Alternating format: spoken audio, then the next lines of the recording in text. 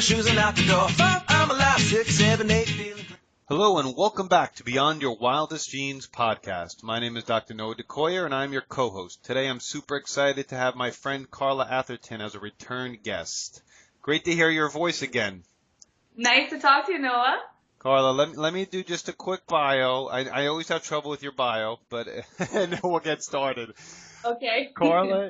Carla is the director of the Lotus Health Project and the Healthy Family Formula, host of the Children's Health Summit, Health and Nutrition Coast, writer, educator, editor, curriculum developer, publisher, workshop leader, yoga instructor, and health revolutionary and children's health advocate. Wow, I have more trouble saying that than anything else. She's an acreage living mother of 3 teenagers and specializes in family health with a focus on functional, holistic, natural health and wellness, and specific interest in chronic childhood illness, functional neurology, digestive health, and the science of mind-body practices, stress reduction, autoimmunity, and immunology. Carla coaches families to overcome health challenges using the principles of lifestyle medicine. Carla, let's start off with the first question I ask every guest. What's your story? How did you become who you are today? And what made you who you are? Oh, yeah. Isn't that a big question? Okay, well, I've always been an avid researcher. I like to know things. So I'm a why-er, and we talked about this last time, Noah. I feel like I'm 4 years old inside, right? Why? So whenever anything, any kind of challenge comes my way, I just want to know what's going on there, how I can unpack it. So I've always been really interested in, personal growth and like health and wellness and that kind of thing, but really didn't know anything about it. Like I thought, eating broccoli was fine as, and as long as I ate my broccoli, I could still have, like the Kraft dinner, like that kind of thing, because that's really how I grew up. Right. I grew up eating out of a bag. I mean, I grew up in the 80s, right? So that was a time when a lot of this convenience food really kind of hit the shelves, and people thought that this was like the panacea. This was like, yay, we can go do our work. We can, go, drive the kids everywhere. Everybody's got all these busy things. Everything's sped up. And so at this point, we thought that was just the best, right? We can just, put something out of a box into boil it up and that's supper. But really now, I mean, through a whole lot of stuff, now we kind of know that that's not really the case. And so, not even at all the case. So, when my daughter was diagnosed with type 1 diabetes, several years ago, so I've been, I guess 5 years ago now, that really sort of woke me up. So I was having my own health issues before that. I had, I realized that gluten wasn't my friend. And, once I started eating better and I was eating well, but just not to that extent that really it was all real food, right? So I was really doing a lot of that stuff. But once Olivia was diagnosed with diabetes, it was just I just went really deep into functional medicine, looking into the microbiome, looking into, nutrition and, root causes. So instead of saying, okay, yeah, I get what health is, then what is ill health? And then what happened there? What caused that? So I really dug deep into that and got more and more into working with families and, developed the Healthy Family Formula, which became a program. And it's just grown from there and really starting to focus on chronic illness and why our kids are getting sick too. So that's that's sort of what's got me to where I am today, and also really deepened my advocacy as well for kids and for families, because I really saw going through that as a mom and, and an educated mom at that, and still feeling like I didn't have the right information and I didn't have the right support. So this is why I came to the place I am right now, is where my focus is really to empower families and parents and caregivers and their kids, to kind of turn this trend around that we're seeing. Okay. I applaud you for that. I'm going to ask this question, and we've talked about this before in the past, and I have my own ideas and thoughts, Okay. But what's happening to the state of our family health? No, it worries me. I mean, I don't want to be worry, doom, gloom, but we really need to face what's going on so that we can come to the solution, right? So that we can get somewhere better. And so really what we're facing is a real epidemic in childhood chronic illness. And not just childhood, but adults as well. But let's just talk about the kids for a while. So if the statistics say that 1 in 68 children has been identified with autism spectrum disorder, and that's from the CDC. Okay, so 1 in 68 right now. So if we continue on that trajectory, there will be half of our kids will be diagnosed with autism by 2032. Okay, that is not that far away. And if we consider that, like if we just stop to think of the gravity of that statistic, what does that mean? That means half of our population, right, born in that year will have autism. That's just like that just blows me away. What are we going to do with that? How are we going to care for all those people? What kind of society we're going to have when we're not, we're trying to care for people who have these kind of trouble. And so that's not cool. So that's what I think we need to look at what's causing this. Okay. So there's also, allergies abound, ADHD, right? All kinds of things that are affecting our kids, like obesity, autoimmunity, which is completely on the rise, and the rate of childhood autoimmunity is as well. And 50 million Americans suffer from autoimmune disease. So, I mean, that's a massive amount of people. So if we that's what I'm seeing happening to our kids. And you know what? That's the big step, right, Noah? That's the step we're going, whoa, I don't want my child to have childhood cancer or whatever. Those things are really in your face. They sort of make us sort of afraid, right? Like that our kids' mortality is actually really like at the forefront. But really, there are other things that are affecting our children's health that are really kind of go under the radar. They seem benign, right? Like, a lot of kids, have the sniffles all the time. They can have chronic bronchitis. They have, fatigue. They're tired. They're cranky. They don't want to go outside. They're just living a life half-mast. They're overweight. Like I was saying, childhood obesity is just skyrocketing right now. And they're just like, they're not feeling well. And so what is that? Is that really okay for us to say, okay, that's kind of our new normal? This is what we're facing right now, is not only the big stuff, the chronic illness that we're talking about here, but also that everyday sort of malaise that actually does lead to bigger issues when they get older. Yeah, I mean, I can't agree with you more. I mean, first we look at the big diseases like diabetes and like autism, and the rates of those diseases are skyrocketing. Yeah. And you didn't even mention how much money it costs to take care of and treat people with those diseases. Those statistics are absolutely mind blowing. Yeah. But I think you make a great point of, hello?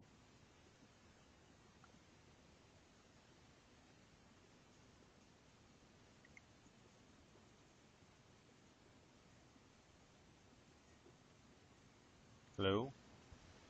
Hello? No, I'm sorry you dropped. Yeah, Just for a I'm gonna second. start. I'm gonna start right here. I'm good to go. You're good? Yes, I'm good. Okay. But then when we look at the quote unquote smaller issues like you just mentioned, I can't tell you how many kids I see that have chronic colds constantly, over and over and over and over. And then they take an antibiotic, and they take another antibiotic, and then they take another antibiotic, and then all of a sudden this small problem that was just the sniffles or an earache or a strep throat becomes a bigger problem because they've totally destroyed their microbiome and their gut health, and it leads to bigger problems. And this is I take care of young kids as well, and this is happening in little kids, 6 months, 12 months, 18 months. So at that point, you can't communicate with these children, but when they're on 9 courses of antibiotics before they're 18 months old, Yeah. you know that's going to have a massive impact somewhere else along the way. Yep, for sure. And I want to return to that thing that you said about the money, the financial, aspect of taking care of all of these people, that these children, adults, whoever, elderly, that are just really not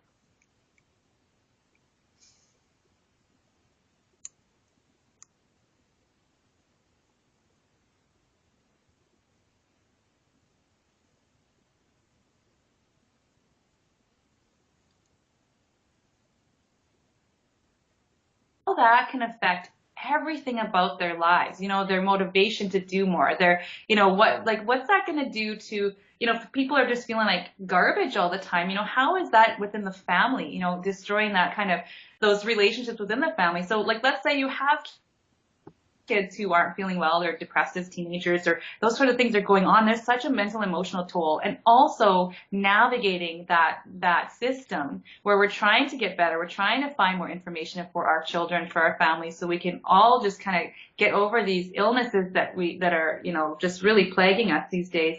And that toll is so high. It's exhausting for caregivers to get their children the information, to get the right help, to navigate from doctor to doctor, and to find someone who really understands this in the way that you do, Noah, and a lot of people listening do understand that health is functional, and that there are certain core things that you can do to actually elevate the health of everybody. So those things take a real toll on people as well. I agree. Now, so you mentioned the core. What are a few of the core things that people can do, baseline things that'll make a tremendous difference in their family's health? Well, I'm going to go back to those basics, right? So if we think about real health, okay, real health is not, like needing medications. It's not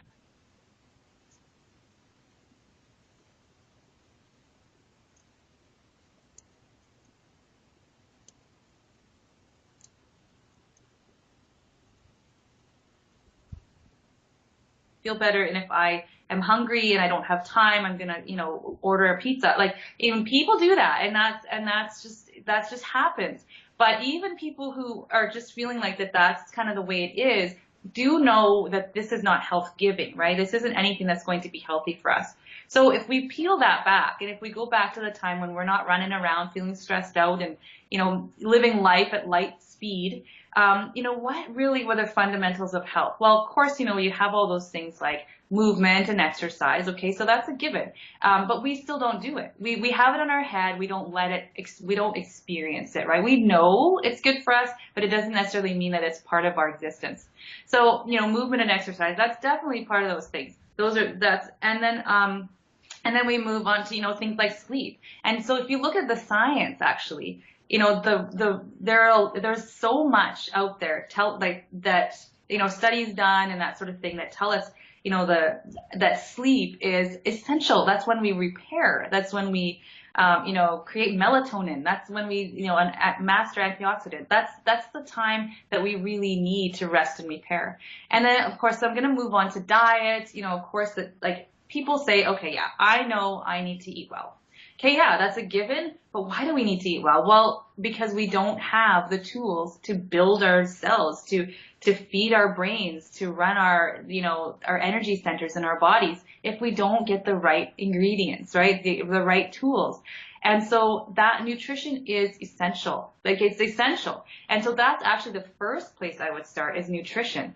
And so instead of, just ditching those bags and boxes and cans that actually have things that are maybe even taking away from your health and taking away years off of your life, so just eating clean and eating the rainbow and shopping the perimeter of the grocery store. And then there's also things to consider, like our relationships and how we feel inside, our mental emotional health, and paying attention to that. And I mean, that's really basic, but all of these things, these, exercise, rest, good nutrition, they take time, and paying attention to people in your family, making connections, having healthier communities, really raising the bar of our new normal right back to where we were before. I don't think there's really a time that was like the golden age, okay? There just really isn't. But the basic idea of health really has those few components. And then, Noah, I can talk a little bit more about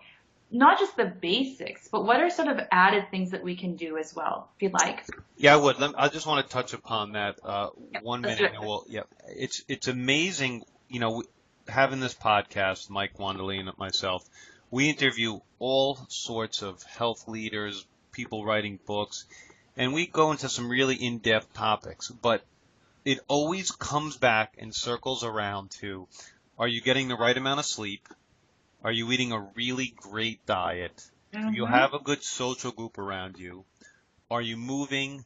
Are you exercise? I mean, it always goes back to a few things. And then for me, being a chiropractor, I look and evaluate their nervous system to make sure that part of their body and their health is functioning at its optimum level. But it always circles back to the same root foundations. And then once you get those squared away, then you could start fine tuning on the other smaller nuances that may be having huge impacts in your health. Yeah, exactly. Exactly. And I bet that another thing that people talk about, I'm sure that you come across this all the time, Noah, is so we're talking about what gives health, but then we also need to recognize what's taking away from our health. So, I mean, of course, lack of sleep, lack of exercise, bad diet, okay? The opposites of what we're saying is good health giving. But also, what about toxicity, right? So we have, like, this toxic world that's just full of chemicals. And we think it's benign. It's like, oh, I got a little headache, when we painted, or, the farmer, is spraying nearby, and, well, they're gone now, so it's not a big deal. But we really don't see the accumulation of that's happening within our bodies, other than through the symptoms that we present with, right? So, if we go back to the whole idea or the topic they were talking about earlier with children and chronic illness, I mean, that's really at the root of all of these things. Well, one of the root causes anyway is our toxic load. So what is it that we are kind of just racing by, or what is it that we are creating in our own environments that cause us to not pay attention to those symptoms, to not pay attention to the things that are actually making us really sick? And I don't mean just a little bit sick, I mean really sick. So I think that, paying attention to those things is just as important as to pay attention to the things that are health giving, as that the things that we're doing and exposing ourselves to, like EMF radiation, for instance, or things that are really unnatural to us and that our bodies may not recognize or be able to handle. So what are those things as well? So we really need to and I think all of it is slowing down and paying attention to our symptoms, paying attention to what's causing those symptoms, and paying attention to what it's going to take for us to slow down and really just have practices in our lives that make us healthier. I couldn't agree more. I'll give you another example that's happening around me and around us. We live Yep. basically in Tick/Lyme Central Oh, wow. in my area. I don't Mhm. know in Canada if you have. I'm assuming you have Lyme tick there, correct? Well, yeah, that's controversial. I mean, I would say yes. A lot of most of the doctors around here will say, no, we don't have it this far north, but we don't have those kind of ticks. But I know that ticks actually carry lots of other You're right. things, right? And so I would say, yeah, but we don't have, like it's proven lots of people come down with Lyme where you are, but I would say, yes, we do have some. Right. So the tick population has dramatically increased, particularly because of the warmer winter. So Hmm. that's a problem in and of itself. I'm fully aware of it. But now their solution is that they're massively spraying to try to kill the ticks. God, I don't know what they're spraying, but that's Hmm. most of the time when they do something like that, it's worse than having the tick. So I don't know what they're spraying. I'm certain it's a really bad insecticide, and in this toxic load that you're talking about, it continues and it continues and it adds and it adds. Whether it's toxic load from chemicals or whether it's too many EMF toxic load, but yeah, the toxic load that we're imparting on ourselves each and every day is just growing more and more as well. Well, you know what? I love that you mentioned that exact example, because it makes me think. Okay, so this is what it twigs into me. So we were talking about what's going to make us healthy, and so we have these like practical things, but really, what are we working on with all of those things? I mean, a couple of the things that are really at the heart of this are the microbiome, right? Like the gut health, Yep. all right, and the immune system. And so so let's say you contract something like Lyme disease or a virus or bacteria or anything like that. What is it that's going to make sure that you can actually fight that off? It's your immune system, right? So you need to have a healthy immune system. You still there, Noah? Yes, I'm absolutely there. I hear you. I agree with you. The whole point to all this is to be healthy. The point is to be healthy. So if anything does happen, you can fight it and deal with it in an appropriate manner. Exactly, because if you can and you do contract Lyme disease, your immune system should be able to handle that. But people end up with chronic Lyme because they can't. And so if we're doing things like, instead of working on our bodies, instead of slowing down, instead of, taking care of ourselves and good care of ourselves, we're saying, okay, well, we're going to eradicate the tick. Okay, we're going to spray the heck out of everywhere. But in the meantime, at the same time, what we're doing is we're exposing ourselves to those chemicals, which does do what? Those chemicals destroy our microbiome, or at least alter it, and give us, a complete access to opportunistic bacteria and infection. And also it dampens our immune system. So it damages our immune system because our immune system is going to be a lot more preoccupied with that chemical burden. And not to say that, there are way more things that happen when you have a chemical burden on the body than the immune system being preoccupied. But, those two things are going to happen. So then you have very little defense against any other thing that comes your way. So you become sicker. You become more susceptible to other things like, other bacteria, viruses, infection, that kind of thing. So what we're doing is we're dealing with the surface, and we're not getting to the root. And the root is to strengthen our immune systems and our gut health. Yeah, I couldn't agree more. I'm going to give you another example, and it's really important, and it's a little bit different, but it's so important to invest in your health. Are you still there, Carla? Oh, I'm here. All right, it's so important, and I'm going to give you an example why. My father, who's a healthy guy, thin, super active, has probably the best mindset of any human I know, active, raises bees, has multiple gardens, just retired. 3 months ago, he fell, has central cord syndrome, severely damaged his cervical spine, and it was really a traumatic situation for our family. Hospital, surgery, and to Kessler, which is where Christopher Reeves was when he broke his neck, and we didn't really know how my father was going to respond. I called in a bunch of favors. He got great care. He's working with a really high-level chiropractic neurologist and a functional medicine doctor. And after not being able to use his hands and total numbness, just yesterday he got back from a 2-week trip, riverboat cruise that started in Denmark and went all the way down to Switzerland. So if he wasn't healthy prior to that accident, he would have never responded like the way he did. So it's so important to invest in your health for a variety of reasons. But one of them, on the scary side, is if something does happen, like you do contract Lyme's, or you have some sort of traumatic injury, you can recover as quickly and as efficiently and effectively as your body possibly can. So it's worth every penny, every ounce of time, all the effort you can to be healthy and remain healthy. Well, I want to stay on that topic because I would love to talk about this a little bit more, Noah, because, Sure. We've had a few instances like that in our family, and building health really was the only way that they actually survived. And we could have relied on medication, but I really don't think that it would have helped because, without the rebuilding and of their health, they would never have been able to even handle the medications for one thing, and for another thing, they wouldn't actually have healed. So, we did some work with my grandmother, for instance, last year, and we got her out of the hospital. Nobody thought she was going to get out, and everyone was really scared. And so what we did was we found out a whole bunch of things that weren't working for her, pulled out a bunch of medications, and we fed her, Noah.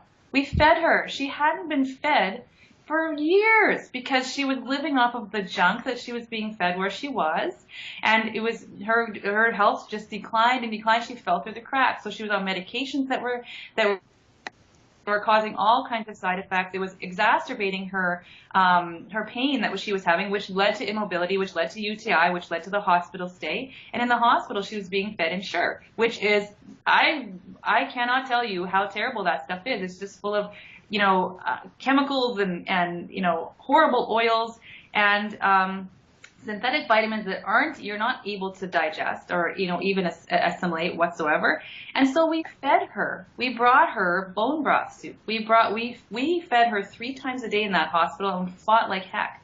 And she's out of there, and a year later, she's doing tickety boo. She's got her issues. She's 92, but you know, and then another instance, we had that happen with another family member, and not the same thing, but she had a very advanced cancer, and I mean, like very advanced. You know, there was a lot of fear involved, and again, family's very afraid.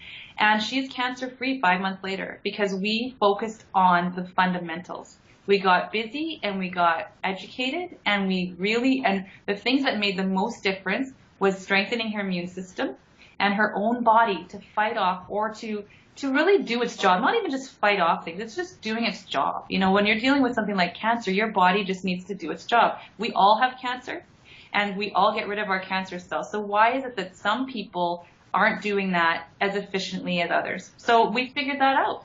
And so what I'm trying to say with all of that is that with the information, you were saying the cost of it, right? So the cost is, when you're talking about stuff like this, is money, right? Because it might cost you a little more to eat better, you know, or to get more education, or to, you know, pay for a functional medicine doctor. But what is it? So what are you going to pay in the end anyway? You know, you could pay now for, you know, like, and have a good life and be healthier and heal your body, or you can pay later in suffering, in more money, you know, cost of medications. What do you really want to spend your money on? And again, not just money, but time. So right now we can spend our time learning about good health, feeling good about our choices, you know, getting support, you know, seeking out things that are solutions. Or we can spend our time feeling like hell. You know, I mean, really, what more waste of time is there than to be feeling like crap all the time, not living your life and not doing the stuff that you really want to do? So those are my questions. So, you know, that's why I do what I do, Noah, and you know, that's why I'm very passionate about supplying for people and helping people by way of support and information. Right. Amen, Carla. So tell us exactly what you are doing. The program, you know, the immense program that you created. So go for it. Yeah. Okay. Well, it's big, and I think that can be a deterrent, because, you know, a lot of people will look at my program and say, "Holy Hannah, Carla, like, really, what do you expect us to know and do?" But really, so what I've done is I've created a program that's very comprehensive, but it's not where you have to go in and learn it all. I mean, that's not what it is. It's not a class. It's not a course. You don't have to pass any tests. It's really an encyclopedia of information that people can pick and choose what they need and when they need it. And so what I do is through the support part of the program. So I have the information there. It's the library, okay? And then the support part of the program that I've developed is where, you know, I do monthly coaching and Q&A sessions, and people can just ask and say, "Hey, look, I was reading this one. You know, what do you think about that?" Or how, you know, what's the resource here? And so I provide lots of resources and support, because like I was saying when I was talking about our experience with my daughter, and there have been many, many, many, many more experiences since then. It's been hard. It can be hard anyway, but it makes it harder when you don't have that kind of support.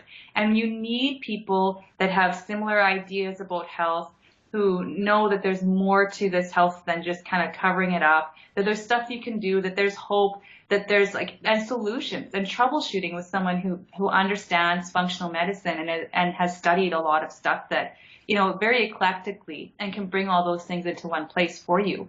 So, you know, it saves time, it saves money, it saves effort, it saves a lot of, a lot of just struggle, because these things can be very traumatic for people, and they often are. So that's what the program I've developed is, that there's a lot of room for taking what you need and leaving the rest, and not feeling overwhelmed, but guided and supported. So I have a program it's called Children's Health Revolution, and it's really about, and I could say the basics, but it's actually way beyond the basics of health, because it's beyond the basics, because what we believe about health and in the mainstream, we really just see kind of really old stuff that's not really conducive to moving forward with really good health. So we go into things like the microbiome and nutrition and immune system and even everything to relationships and parenting and, all those things that we would encounter when we're talking about trying to have a really good holistic view of good health for our children. And so that's really where we need to start before we even get into things like you were saying earlier, into the big stuff, getting into the nitty gritty, fine tuning. And then I have more programs that are being launched throughout the year. That one of them is optimizing the health of children with chronic illness, and so that goes into a little bit more of the details on how we do that. How exactly? We know we need to eat better. Well, what exactly do we need to do to make that happen? And that's not just eating good nutrition. Sometimes that means addressing food allergies. Sometimes that means addressing, other things like picky eating or, things like that may really have an impact on kids who have maybe, a chronic illness such as ADD or autism or autoimmunity. So, and then I have another program that's optimizing the health of children with type 1 diabetes. And that's, of course, near and dear to my heart. And that's kind of a special issue because autoimmunity is autoimmunity, and they're all, what the root causes and the root, ways to recover from autoimmunity. They're all pretty much the same from one to the next, but there are certain ones that are a little bit more special, like type 1, which is a really difficult one to tackle, and we tackle that one. We tackle type 1 in that program. And then I've got one for ADHD and autism, so untangling ADHD and autism, really good informative place to get a lot of information about optimizing the health of children who have those conditions, or those diagnoses. And then there's a mental health program that I have, and that's got 2 tracks, one for adults and a bunch of stuff for teens, because that's a really growing trend for teens to experience mental health issues and mood disorders. And one more, Healthy Mom, Healthy Baby program. And that's just like, I'm so excited about that one because it's just chock full of some just beautiful, juicy, up-to-date research and information, and it's really started. That's where we're starting, is at the root. When you start with mom and dad, and you start with the health of those children before they're even born. I agree. I've done a couple podcasts regarding mother-baby pregnancy health, so that's where it does all start. Now, that's you have been very, very busy. All the appropriate links to your program will be in the show notes and will be in the weekly email and all that stuff when this is released. Is there anything else you need to say, Carla? Yeah, you know what? I'm here. I mean, that's one thing I needed to hear when I was, and still today. I mean, this whole thing of having kids that we worry about and we're concerned, and I want to help people to move from that place of fear and uncertainty to joy and empowerment. And so that's what I'm here for, and I'm always here. I'm always here. So this is what I do. This is my passion, and if I don't know the answer, I'll find it. So, together with people that, that I work with, we can just really do a lot of recovery, a lot of really good work, and I'm here and I'm up for the challenge. So, if anybody is feeling that they need that support and that guidance and connection, community, this is what I've been creating and spending a great amount of time doing that. So I'm really looking forward to serving more people in that regard. I know you are, and I know you're up to the task. Thank you so very much, Carla. I always have a great joy speaking and chatting with you. Keep up the great work. It's amazing how much information you put out there and how much good work you do. I really appreciate it. Thank you, Noah. I so appreciate you having me. Thanks. My pleasure. My name is Dr. Noah DeCoyer, your co-host, and you are listening to the Beyond Your Wildest Genes podcast. If you like what you've heard today, please share this with your friends and encourage them to subscribe on iTunes. Leaving a review helps us because it pushes us up the charts. We're up to about 400,000 subscribers in 100 different countries, and we want to keep pushing that forward. You can subscribe to our weekly email at www.beyondyourwildestgenes.com. And as my oldest son Hayden says, be awesome and never unawesome.